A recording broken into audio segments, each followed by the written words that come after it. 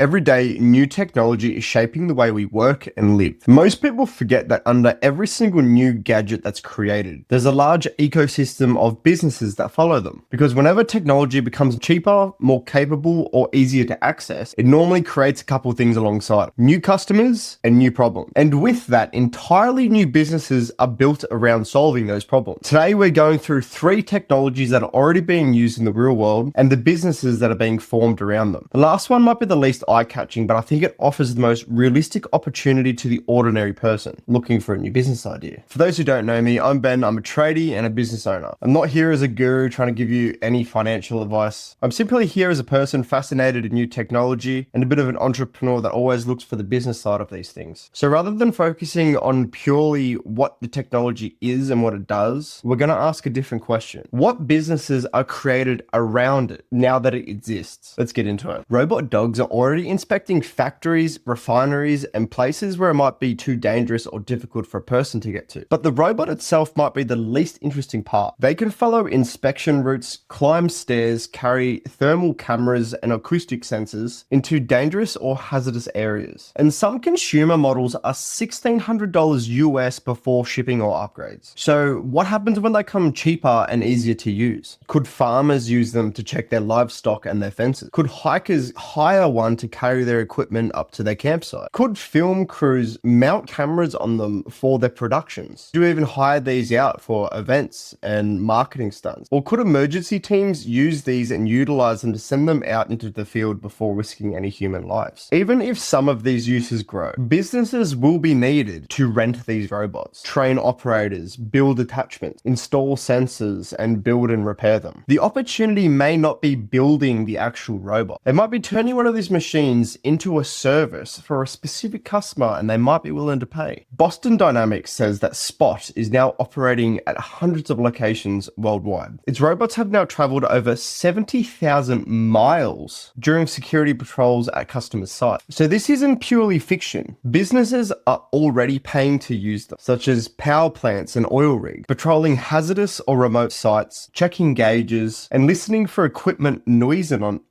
anomalies.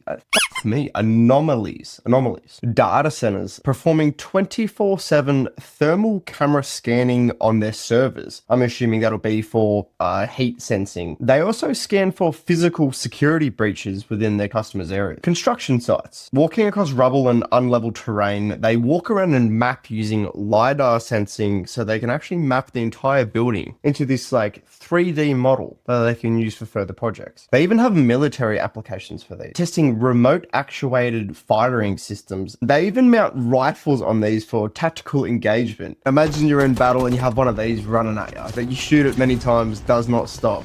Fuck that. But that's what I call replacement logic. Once the value becomes clearer, you identify the current process and ask what the technology could improve on, or reduce or replace. At the industrial end, these systems could be quite expensive. But at the accessible end, Unitree currently advertises its go-to robot from around $1,600 US, before upgrades, shipping costs, and other costs. That doesn't give a cheaper robot with the same capabilities as the industrial one, but it does mean that quadruped robots are becoming more accessible to the average person. Smaller operators, educators, developers, and even event companies. And once this happens, the possible use cases just start expanding. Film and social media production, event entertainment, search and rescue research, hiking and camping assistance. Some of those are current applications. The others are future directions this technology could possibly go. For an ordinary person, the industrial version of these robots aren't the place to start. The equipment is expensive, customers need reliable reporting, and it sort of puts you in a place where you're a bit vulnerable for liability. The closest accessible opportunity in this space might be demonstration, education, or content creation, or supervise event experiences using a lower cost robot. Start where the consequences are lower. Learn how the technology works, then lean towards more useful applications once your credibility and knowledge grows on it. Robot dogs have an enormous visual appeal, but the novelty alone isn't enough to create a stable business. The strongest opportunities appear when the robot robot stops being the product and starts solving a valuable problem. Now, robot dogs are designed to remove people from difficult or dangerous tasks, but this next technology takes almost the opposite approach. Instead of replacing the worker, it helps the worker do the work. You can buy a powered exoskeleton in Australia for $1,400 right now. The Hypershell X is designed to assist with walking, hiking, and other daily activities, while the higher end versions advertise for up to 30 kilometers of assisted range. But here's what caught my attention. Exoskeletons aren't an industrial equipment anymore. Tradies and warehouse workers can already use site-specific systems to reduce strain from lifting and overhead work. As consumer models become cheaper, could hiking companies rent them out for difficult trials? Could walking tours offer assisted experiences? Could travelers try one on before buying? Could businesses demonstrate the capabilities of these systems to small companies before they invest in a fleet? And all of that creates work in businesses around this product. Equipment hire, fitting, demonstration, training, battery management, cleaning and maintenance. The exoskeleton might be a first order product, but this opens doors for people to jump on a second order opportunity that follows along these new products. Hilti already designs a passive shoulder exoskeleton designed for jobs such as overhead drilling, drywall installation, sanding, and fitting pipework or ducting. The system weighs about 2.4 kilos and uses mechanical support rather than powered motors. At the more advanced end, German Bionic advertises an exoskeleton for logistics, manufacturing, construction, and healthcare. Its current Exia system claims to provide as much as 38 kilos of support during lift movements. Or the Hypershell X, a consumer exoskeleton designed will assist with walking, hiking, and other outdoor activities. And the entry model for this one only starts at $1,400 Australian, which opens up a straightforward business angle that's already been done. Renting them out to hikers, walking tours for travelers that want to try the product but they don't want to buy. So we aren't talking about one product. We're talking about an interesting new emerging category of businesses with completely different models for different jobs. And that creates a gap between the technology existing and the companies knowing how to use it properly. A business could close that gap by specializing in one type of work, matching specific exoskeletons to specific tasks that will help companies with their efficiency rate. That could mean supporting plasterers doing overhead work, warehouse teams that repetitively lift stock, or manufacturing workers completing the same physically demanding tasks they do every single day. That's the angle. Don't evaluate the exoskeleton opportunity as one massive industry. Evaluate one device with one task aiming for one specific consumer. You could offer short-term equipment trials that offer monitoring and post-trial reporting, equipment leasing, the maintenance and service of the equipment itself, and fitting it to a labor-intensive industry like we spoke about before. Find a business that has physically demanding parts of the job and see if one of these systems can assist. If lighter consumer systems become more available, other opportunities could form around hiking, tourism, or outdoor experiences. Here's a couple ideas I've been pondering on. Enhanced parkour obstacle courses, enhanced kayaking, or if we go back to what we was talking about before, fitting it to an industry, what about farmers? What about fruit pickers? Look, these ideas sit in a bit more of a speculative category. Medical rehabilitation is another example, with possibly far greater use cases to the average person. But you can't straight up just advertise one of these products as a clinical device, as there are regulatory and safety requirements. So these opportunities shouldn't be treated equally. The closest accessible opportunity is most likely helping workplaces use it for physical enhancement and not anything related to medical equipment, not making any health claims and not opening up a rehabilitation center without the necessary expertise. The most interesting businesses may not be selling people an exoskeleton. It may be helping a company answer a much simpler question. Does this product actually improve this in particular task? The final technology doesn't walk, lift, or particularly look the part, but it can serve far more types of customers and make that business opportunity much easier to understand. The next roadside assistant vehicle might arrive carrying a battery instead of a tow cable. Battery power systems are already starting to replace petrol generators on construction sites, film sets and events, and mobile sites where the exhaust fumes create problems. But emergency EV charging is only one possible use. Food trucks could hire portable power for the weekend. Tradies could use them on temporary work sites. Event companies could use them for lighting and payment terminals. Could councils use these after storms to run around communications, refrigeration, or emergency lighting. If those use cases expand, customers won't only need a battery. They'll need someone to calculate the runtime, deliver the correct system, supply the cables and set it up, collect it, recharge it, service and maintenance. The battery is the obvious product, but the business forming underneath it could be a temporary power delivery service, all in one. Commercial power systems are already being marketed for construction sites, film productions, and emergency crews. The value is fairly straightforward. They can supply power without noise, exhaust fumes, and fuel handling that's associated with combustion engine. And that matters when you're working inside of a building, around a film set, at a wedding, around customers, at a food store, and just anywhere where noise and exhaust fumes can create a problem, which is a lot of places. But buying the equipment's only the first order opportunity. The customer still needs to know what system they need, how long it will run for, and if it can withstand the load of their equipment they're trying to connect to. One company could combine smaller sales with larger commercial rentals, sell systems to caravan owners, tradies, or small businesses, and rent larger units to construction sites, film crews, or events. Use the rental side to demonstrate the technology for future sales, for things like temporary power for disasters and recovery, backup power subscriptions for small businesses, charged unit delivery for commercial fleets, battery rotation for events, mobile power for remote technicians, and emergency charging for electric vehicles. And that final idea is interesting, but it would require proper charging equipment, vehicle compatibility, insurance, and a reliable response model. It's an opportunity to investigate, not something I would call an easy business without more research. The most realistic starting point would be portable power rentals for a specific customer, not everyone. Maybe events, mobile businesses, tradies in locations where power might not be abundant. Start with one customer, learn their actual power requirements, and build a service around solving that problem reliably. The risk is treating every single battery as interchangeable. Customers could overload equipment. Runtime can be calculated incorrectly. Units degrade. Lithium batteries reduce transport and storage and fire considerations. And reliability matters a lot more when the customer's relying on you after an outage or emergency. So the defensible business isn't owning the most amount of batteries. It's knowing how to supply temporary power reliably. Of these three technologies, this one might be the least exciting to watch. But I think it has the clearest example of the most accessible business model. Own the useful equipment and deliver it to a customer solving their power problems. So which one of these creates the best opportunity? For attention, it's probably the robot dog. For specialized workplace adoptions, the exoskeletons would have to be the best one to go. But for the most practical starting point today, I would investigate battery rentals first. The customer is easy to identify, the problems are easy to explain, and the business can start with one operating group before expanding. The larger lesson isn't that you should just go out and buy one of these products. It's that new technology creates ripples. The first order opportunity is the product that everyone sees, but the second opportunity is the service and skills of businesses that are generated around it now that this product exists. So next time you see a new technology, don't stop at asking what it does. Ask who will use it, what does it replace, and what businesses need to exist around it. Normally it's there that the most interesting opportunities appear. So which one of these three would you investigate first? Let me know in the comments. And if you want to keep looking for businesses forming around new technology, drop a subscribe and I'll see you in the next one.